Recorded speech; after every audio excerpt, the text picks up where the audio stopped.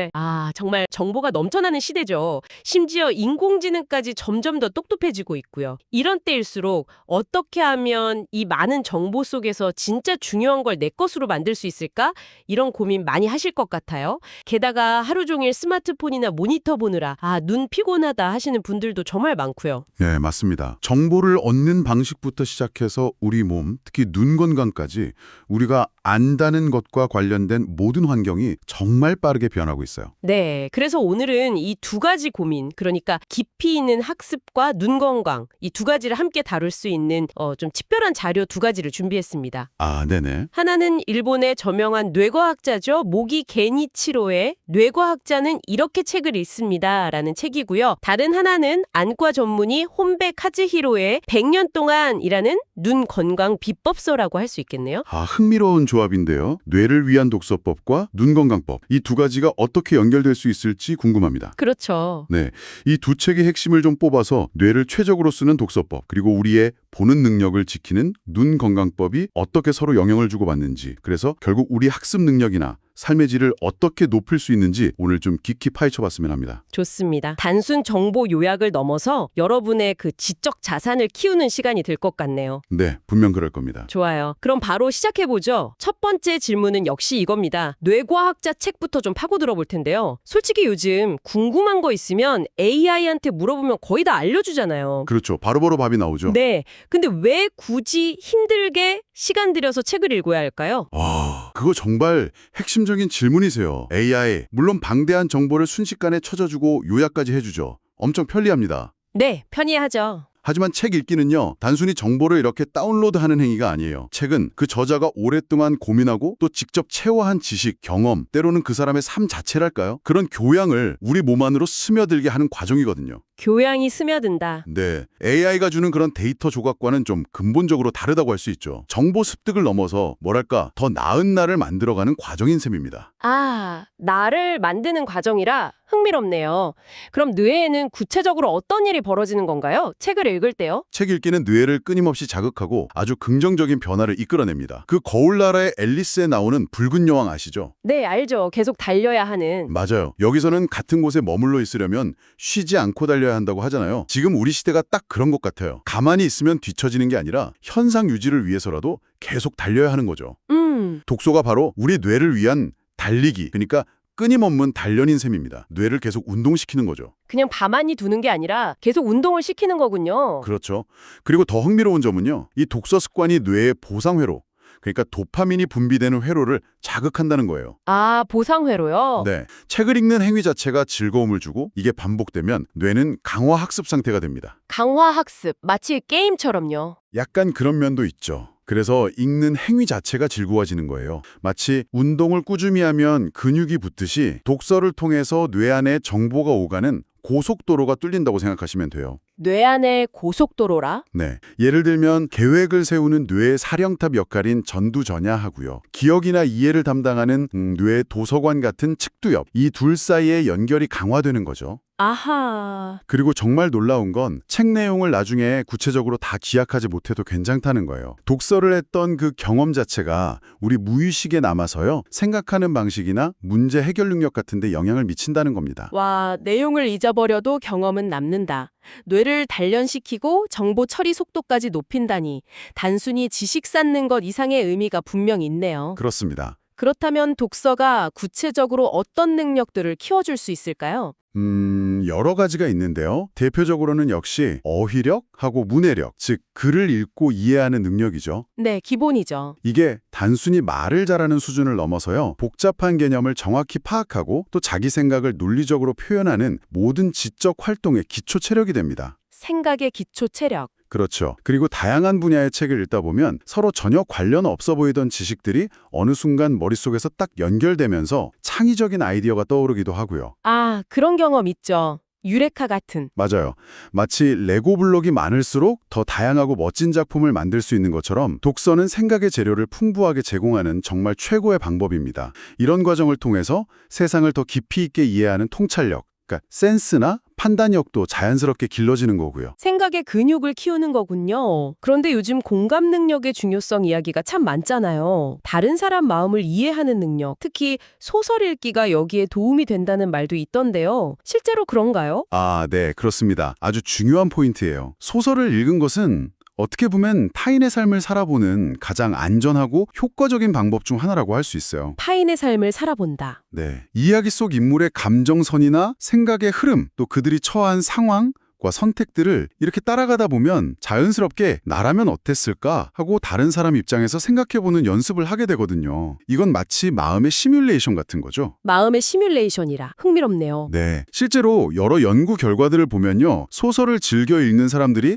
타인의 감정을 더 잘 읽고 공감하는 능력이 높다고 나와요. 그리고 사회성도 더 좋은 경향을 보이고요. 아, 정말요? 네, EQ, 즉 감성 지능이 점점 더 주요해지는 이 시대에 정말 필요한 능력이 아닐 수 없죠. 그렇겠네요. 예를 들어서 우리 어릴 때 빨강머리 앤 같은 소설 읽으면서 주인공 앤의 그 풍부한 상상력이나 변화무쌍한 감정에 깊이 공감했던 경험 있잖아요. 네네, 있죠. 저도 엄청 좋아했어요. 그런 경험이 나중에 현실에서 만나는 다양한 사람들을 이해하는데 아주 좋은 밑거름이 될 수 있다는 거죠. 책은 우리가 직접 경험할 수 없는 수많은 다른 삶과 또 다른 시대를 감접적으로 체험하게 해주는 뭐랄까 타임머신이자 공간이동 장치인 셈입니다. 와, 타임머신이자 공간 이동 장치, 비유가 멋진데요. 자, 이렇게 뇌를 단련하고 마음까지 넓혀주는 독서의 힘을 확인했는데요. 이 모든 경험은 결국 눈이라는 창을 통해서 이루어지는 거잖아요. 맞습니다. 그럼 이제 안과 의사의 관점에서 좀 볼까요? 눈 건강, 이게 뇌 기능하고 얼마나 밀접한 관련이 있을까요? 눈은 흔히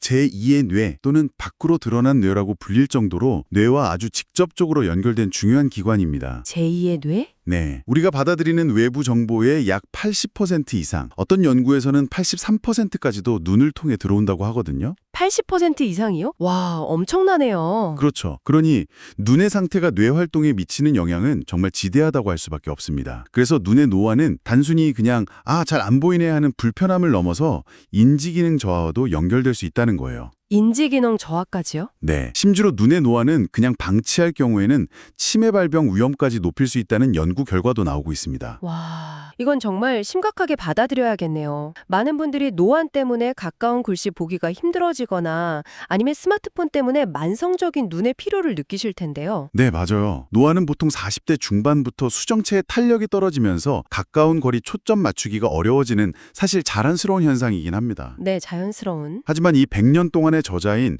혼베 카즈히로 박사는 노안도 충분히 관리하고 개선할 수 있다고 아주 강조합니다. 개선이 가능하다고요? 네, 혹시 여러분도 신문이나 스마트폰 볼 때 자기도 모르게 팔을 이렇게 쭉 뻗어서 보게 된다면 간단한 눈 나이 자가 진단을 한번 해보시는 게 좋아요. 어떻게 하는 건데요? 아주 작은 글씨가 흐릿하게 보이기 시작하는 거리를 재보는 거예요. 보통 20, 30대는 한 10cm 정도 거리에서도 뚜렷하게 보이고요. 40, 50대는 한 30cm 정도라고 해요. 아, 저는 어떤가 한번 재봐야겠네요. 네, 만약 그 거리보다 더 멀리 떨어져야 잘 보인다면 눈의 노화가 실제 나이보다 조금 더 진행됐을 수 있다는 신호일 수 있죠. 그렇군요. 그리고 또 하나 정말 주의해야 할 게 안정피로라는 건데요. 안정피로요? 네, 간세이 히로라고 하죠. 이건 단순한 눈의 피로를 넘어서요. 눈의 건조함, 통증, 충혈은 물론이고 두통이나 어깨 결림, 심하면 메스꺼움이나 전신 피로까지 유발하는 좀 만성화된 상태를 말합니다. 와, 전신피로까지. 네, 스마트폰이나 컴퓨터 사용 시간이 워낙 급증하다 보니 현대인들에게 아주 흔한 문제가 됐죠. 이런 상태에서는 당연히 책을 읽거나 뭔가에 집중하는 게 너무 힘들어집니다. 그렇겠네요. 집중이 안 되겠어요. 그렇다면 이 중요한 눈 건강을 지키면서 동시에 뇌 기능까지 활성화하는 데 도움이 되는 방법은 없을까요?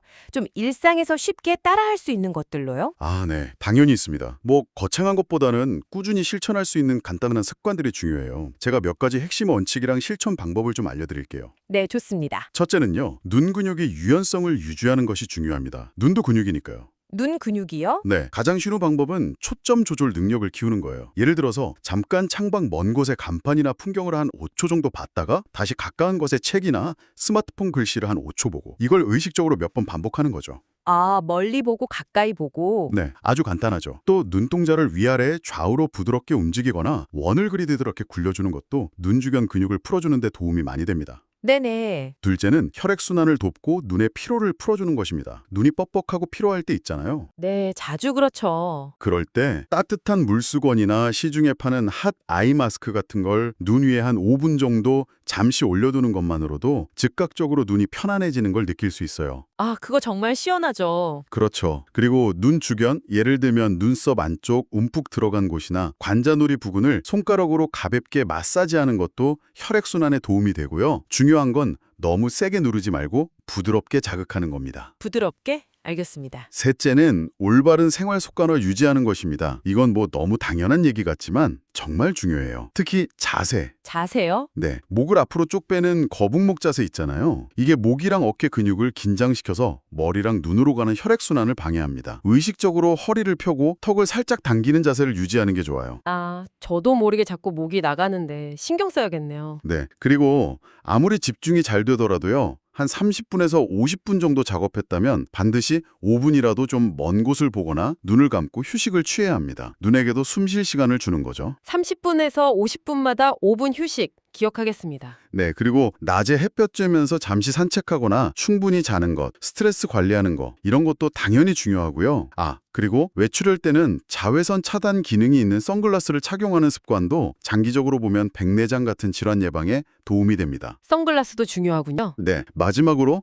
이건 조금 의외일 수 있는데요. 보고 싶다는 호기심을 유지하는 것 자체가 눈과 뇌를 젊게 유지하는 비결이라고 합니다. 호기심이요? 네, 무언가를 적극적으로 관찰하고 탐구하려는 마음이 뇌를 활성화시키고 이게 자연스럽게 눈의 기능에도 긍정적인 영향을 준다는 거죠. 보고 싶다는 마음 자체가 중요한 동력인 거예요. 와, 4가지로 정리해 주시니까 훨씬 명확하네요. 눈 근육 유연성, 혈액순환과 피로 해소, 바른 생활 습관, 그리고 마지막으로 호기심 유지. 자, 그럼 이 모든 내용이 결국 어떻게 하나로 연결될 수 있을까요? 뇌를 위한 독서와 눈 건강 관리가 궁극적으로 우리에게 어떤 시너지 효과를 줄 수 있을까요? 네, 독서와 눈 건강 관리는 사실 같은 목표를 향하고 있다고 볼 수 있습니다. 바로 세상을 더 깊고 선명하게 받아들이고 우리의 인지 능력을 최상으로 유지하는 거죠. 세상을 깊고 선명하게. 네, 뇌과학자 책에서 봤듯이 독서는 눈이라는 찬을 통해 들어온 정보를 바탕으로 뇌를 자극하고 발전시키는 아주 핵심적인 활동이잖아요. 그렇죠. 그리고 안과의사 책에서 강조하듯이 건강한 눈은 이 중요한 정보 입력 과정을 원활하고 편안하게 만들어주는 거고요. 반대로 한번 생각해 보세요. 아무리 좋은 책을 읽고 싶어도 눈이 피로하고 침침하면 아, 읽기 싫죠. 짜증나죠. 맞아요. 집중하기 어렵고 내용도 제대로 안 들어오겠죠. 결국 학습 능률은 떨어지고 스트레스만 쌓일 수도 있습니다. 듣고 보니 정말 그러네요. 아까 자동차 비유가 생각나는데요. 최고의 성능을 내도록 엔진, 그러니까 뇌를 튜닝, 즉 독서하는 것도 중요하지만 동시에 앞유리, 눈이 항상 깨끗하고 선명해야 그 성능을 제대로 발휘하면서 안전하게 달릴 수 있다. 뭐 이런 거군요. 오, 아주 정확한 비유십니다. 정보라는 도로 위를 달릴 때 강력한 엔진과 깨끗한 시야, 이 둘은 모두 필수적이죠. 눈이라는 핵심 정보 입력 장치를 잘 관리해야만 독서를 통해 얻을 수 있는 눈의 기능 향상, 창의력 증진, 공감 능력 확장 같은 이런 놀라운 효과들을 온전히 누릴 수 있는 겁니다. 결국 서로 돕는 관계네요. 네, 맞습니다. 이 둘은 서로를 강화하는 아주 좋은 선순환 관계에 있다고 할 수 있어요. 오늘 우리는 뇌과학자와 안과의사의 통찰을 통해서 이 AI 시대에도 여전히 책을 읽는 것이 왜 중요하며 우리 뇌를 어떻게 발전시키는지, 그리고 이 모든 활동의 기반이 되는 눈 건강을 지키기 위한 실질적인 방법은 무엇인지 좀 깊이 있게 탐구해 봤습니다. 네, 독서를 통해 생각의 깊이를 더하고 또 꾸준한 눈 관리를 통해 세상을 더 선명하게 바라보는 것. 이 2가지가 잘 균형을 이룰 때 우리는 최고의 학습 효과는 물론이고 더 풍요로운 삶을 경험할 수 있지 않을까 싶습니다. 네, 전적으로 동감합니다. 마지막으로 오늘 나눈 이야기에서 한 걸음 더 나아가서 생각해 볼 만한 질문을 하나 던져보고 싶은데요. 오, 어떤 질문인가요? 뇌과학자 모기게 니치로는 기존의 통념이나 권위에 도전하는 책들, 예를 들면 나스메 소세키의 소설이나 니체의 철학처럼 때로는 좀 불편하게 느껴질 수 있는 그런 지적 자극을 주는 독서의 중요성을 강조했거든요. 네, 그런 내용이 있었죠. 단순히 정보를 얻는 것을 넘어서 기존의 사고 틀에 의문을 제기하고 새로운 관점을 받아들이는 훈련으로서의 독서를 말한 거죠. 네. 그렇다면 말이죠. 앞서 이야기했던 눈운동처럼 단순히 보는 방식을 물리적으로 훈련하는 것을 넘어서요. 우리가 매일 의식적으로 무엇을 볼 것인가를 선택하는 행위 자체도 우리의 뇌와 관점을 훈련하는 또 다른 중요한 방법이 될 수는 없을까요? 무엇을 볼 것인가를 선택하는 행위? 네, 예를 들어서 매일 우리가 무심코 넘기는 뉴스 헤드라인이나 소셜미디어 피드 속의 이미지와 영상들, 심지어 길거리의 광고판까지요. 이런 수많은 시각 정보들을 우리가 어떻게 좀 비판적으로 선별하고 또 어떤 관점으로 받아들이느냐가 결국 우리의 사고방식과 세상을 이해하는 틀을 어떻게 만들어가고 있는지 한번 성찰해보는 것. 이건 역시 오늘 우리가 탐구한 보는 것과 생각하는 것의 연결고리를 더 깊이 이해하는 아주 흥미로운 여정이 되지 않을까 그런 생각이 듭니다. 와, 정말 흥미로운 질문이네요. 무엇을 읽을 것인가만큼이나 무엇을 그리고 어떻게 볼 것인가를 의식적으로 선택하는 것의 중요성이라 이건 정말 깊이 곱씹어 볼 만한 화두인 것 같습니다. 네, 오늘 탐구는 여기까지 하겠습니다. 다음 시간에 더 유익하고 흥미로운 주제로 다시 찾아뵙겠습니다.